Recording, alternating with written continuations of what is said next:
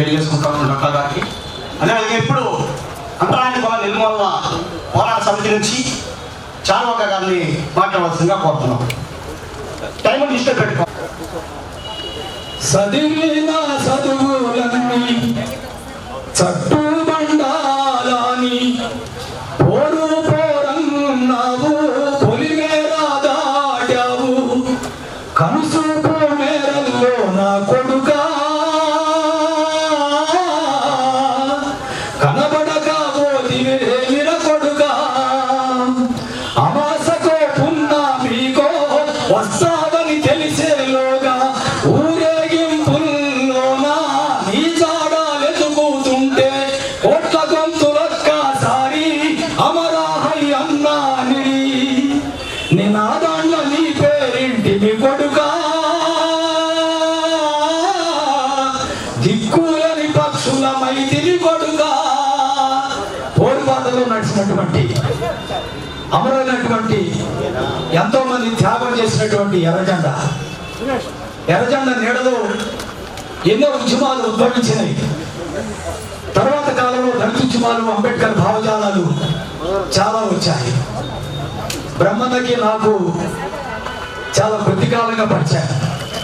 2008లో వారు నేను బాగా కలిసి చాలా విషయాల్లో ఉద్యమాల్లో విప్లవ ఉద్యమాల్లో ఇలాంటి కమిట్మెంట్ ఉన్నటువంటి వ్యక్తులు చాలా అరుదు.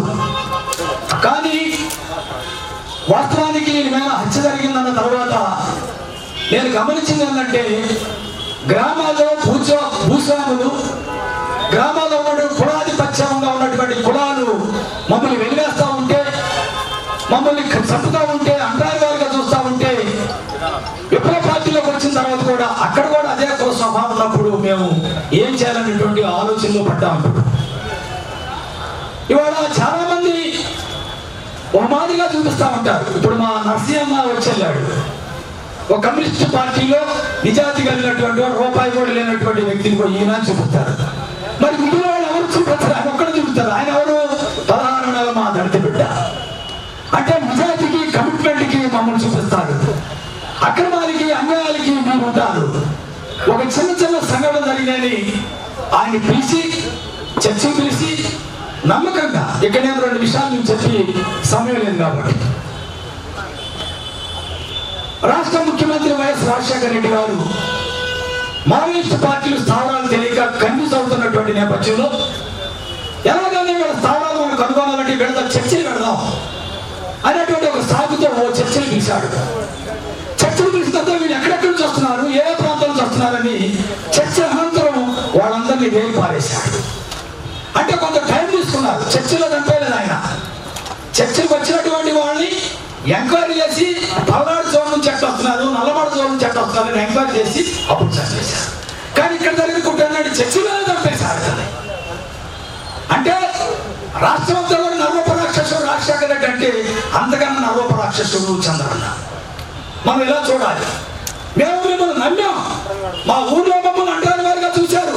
మా ఊర్లో మమ్మల్ని పని చేపించుకుంటూ 5 ఎకరాల భూమిని 4 ఎకరాల పేరు చెప్పి దౌర్జన్యంగా గట్లు మీద నిలబడి పంచిగా కట్టి మమ్మల్ని పని చేయించుకున్నారు. మమ్మల్ని వెలివేశారు. కానీ ఈ ఎర్రజెండా నిన్న మాకు రక్షణ అని చెప్పి మా నాయకులు వచ్చినటువంటి వారు, జ్ఞానం కలిగినటువంటి వాడు, దమ్మున్నటువంటి వాడు మీ పార్టీలోకి వచ్చి గన్నుల భుజాలు వేసుకుని మీ పార్టీలో తిరిగితే చిన్న కారణాలతో హత్య చేసినప్పుడు ఆ ఫోటో చూడండి. బ్రహ్మి చచ్చిపోయినప్పుడు కూడా ఒక చెయ్యి, కుడి చెయ్యి పిడికిలు బిగించే చచ్చిపోయింది. పిడికిలు బిగించే ఉంది కామ్రేడ్. ఆయన చనిపోతూ కూడా పిడికిలు బిగించే ఉన్నాడు. లింగాయపాలెం భూ సమస్య అప్పుడు నైట్ లేదు, పేర్లు మోసడం తోటి ఆయన మన శివయ్య గారు అందరూ కూర్చున్నప్పుడు బ్రహ్మి అని ఒక మాట చెప్పాడు. ఒక ఆమె వచ్చిన ఆయన దగ్గరికి, అయ్యా పలానోడు చెప్పారు నాకు కూడా ఒక గుడిసి ఇవ్వమని వచ్చామయ్యా అని అంటే బ్రహ్మి ఒకే ఒక మాట చెప్పాడు. ఇక్కడ రికమెండేషన్ తావలేదు, కులానికి తావలేదు, పేదవాడికి తావని వేస్తూ గుడిసి అని చెప్పాడు. ఎంత కమిట్మెంట్ ఉన్నటువంటి లీడర్. అందుకని ఆయన మరణం ప్రతి మీటింగ్లో ముందుండి మాట్లాడేవాడు. ఇవాళ ఆయన మీటింగ్ మేము మాట్లాడటం దురదృష్టకరం. ఇప్పుడు ఇందాక మనవాడు చెప్పారు. నేను ఒకే ఒక విషయం చెబుతున్నాను. విప్లవ గ్రూపులో ఉన్నటువంటి వారి ద్వారా కులంతో సంబంధం లేదు, మతంతో సంబంధం లేదు, ప్రాంతంతో సంబంధం లేదు. విప్లవ గ్రూపులో ఉన్నటువంటి వ్యక్తులందరూ కూడా సంఘటితమయ్యి చంద్ర అన్నటువంటి వ్యక్తిని వెలివేయాలని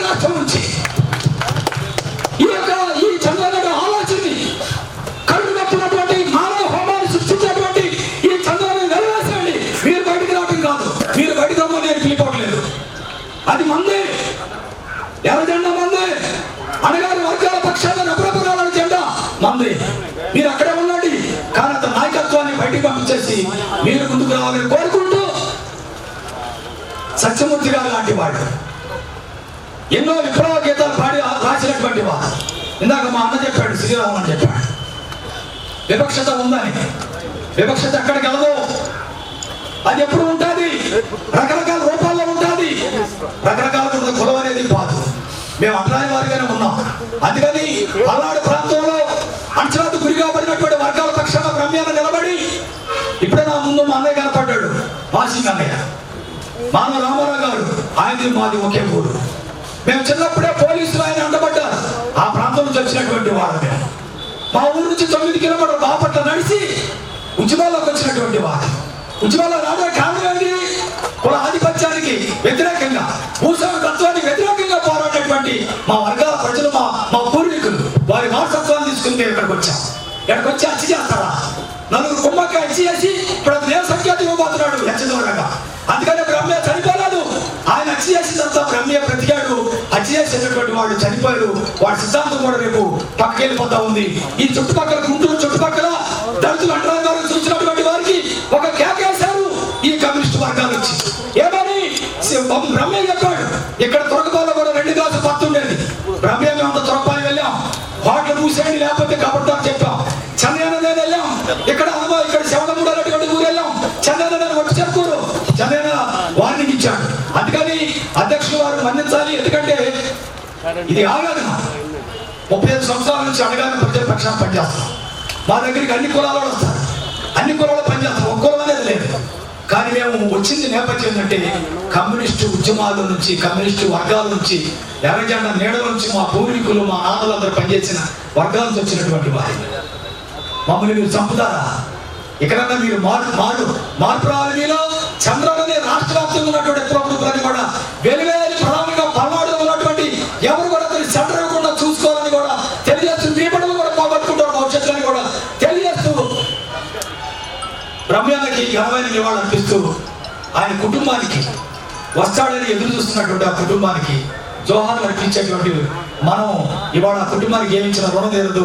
అందుకని కలిసి వచ్చేటువంటి అధ్యక్షుడు గారికి, అడ్వకేట్ గారికి చెబుతున్నాను, కలిసి వచ్చే సంఘాలన్నింటి కలుపుకొని ఓ ఫ్యాక్టరీ కమిటీగా వేసి మనమందరం కలిసి 4 ఎద్దులు ఏకమైతేనే పులిని చంపగలవు, ఒంటిగా ఉంటే పులుల దెబ్బకి బలి అయిపోతామన్నట్టుగా అందరం కలిసి మా సీనియర్, మా గురువు గారు, సీనియర్ అడ్వకేట్ మా వైకే గారు, వారి సారథ్యంలో అందరూ కూడా ముందుకు సాగుతూ లీగల్ ఒపీనియన్ గా వారి సిద్ధాంతుడు ఆయన ముందు పట్టుకుని నడుతుందని కూడా తెలియజేస్తూ జోహారు బ్రహ్మయ్యన్న, జోహారు బ్రహ్మయ్యన్న, జోహారు బ్రహ్మయ్యన్న.